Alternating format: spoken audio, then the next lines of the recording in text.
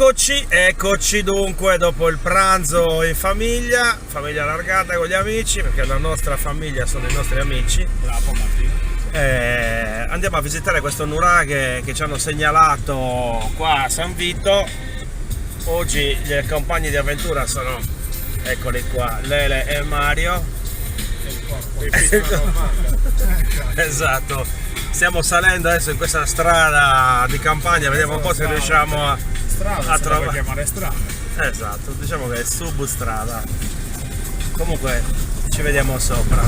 Vediamo anche il sottofondo musicale adatto all'avventura. Esatto.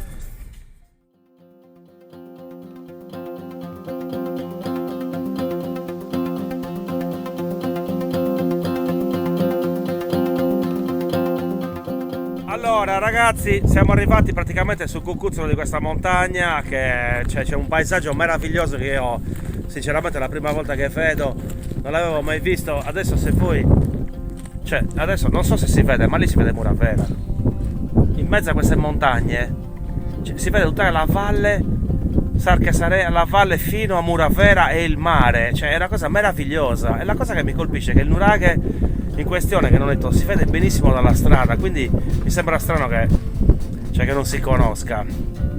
Ora comunque manderemo il drone, i ragazzi qua che stanno scalpittando, guarda lì, non vedi solo. Adesso ci mando il drone e poi ci andiamo anche a piedi, perché ragazzi, almeno da quello che si vede da qua vale veramente la pena.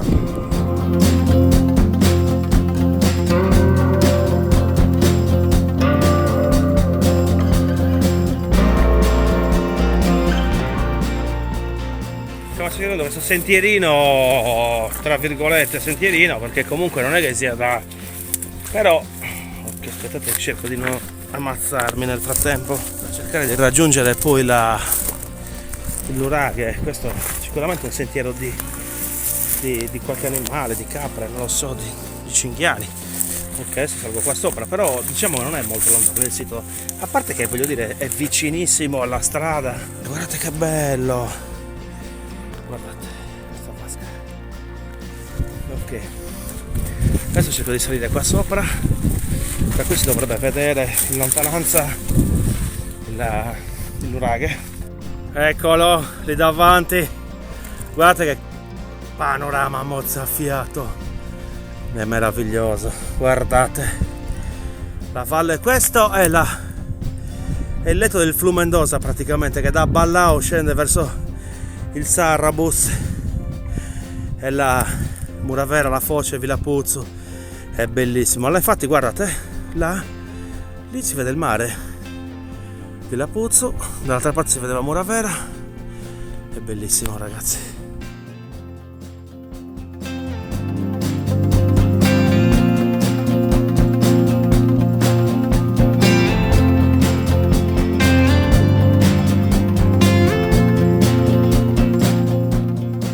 Strada facendo, poi guardate, ci sono questi bellissimi blocchi di quarzo qua. Strada facendo, guardate questo, sono grandi, guardate la mia mano.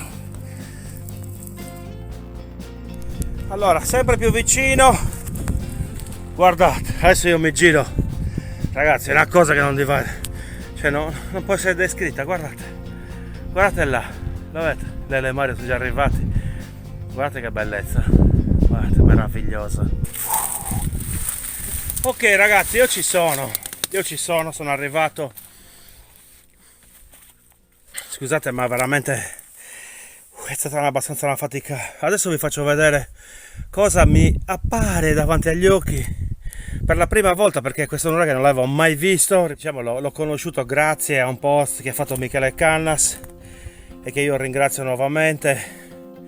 Quindi abbiamo deciso di venire a vedere un po' che cosa restava di questo sito, e devo dire che è molto molto interessante, però ve lo faccio vedere.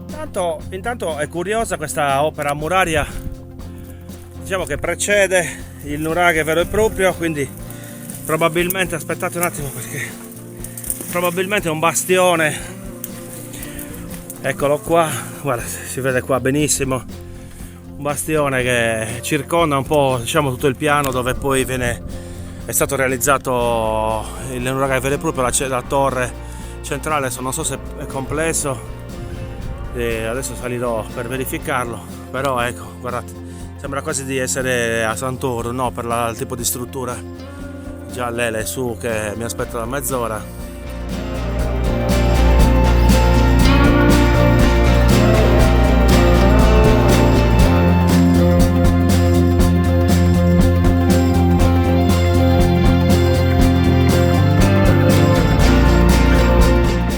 Ancora, vedete, una piccola porzione di muro, chissà, ma veramente qua è difficile lettura, però guardate che bellezza, questo bellissimo nuraghe di granito locale che si medesima perfettamente poi nella pietra locale, e che da Google Earth per esempio è anche quasi difficilissimo da individuare perché è perfettamente mimetizzato nell'ambiente circostante.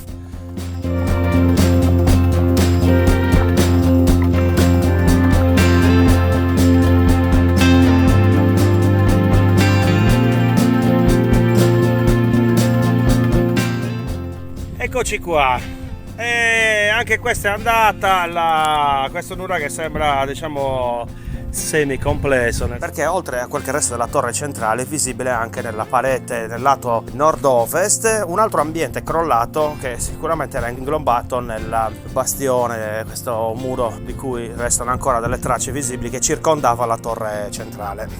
Quindi la chiudiamo così. Intanto ecco qua Mario, vai, pezzo da 90 e Lele,